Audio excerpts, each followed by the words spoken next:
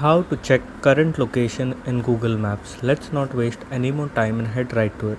Before we head to the video, make sure to hit the subscribe button as it helps our channel grow.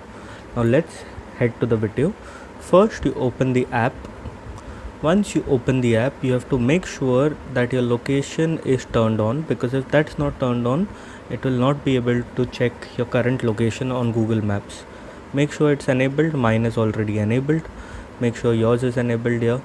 And if it's enabled, now you have to go on your maps, and here you'll find a arrow icon here on the bottom right. You have to click on that and it will show you your current location. This is how you can check your current location in Google Maps. And if there is any query, make sure to hit the comment section down there and you can ask the query. If you liked the video, make sure to hit the subscribe button and like the video. If this video helped, thanks for watching.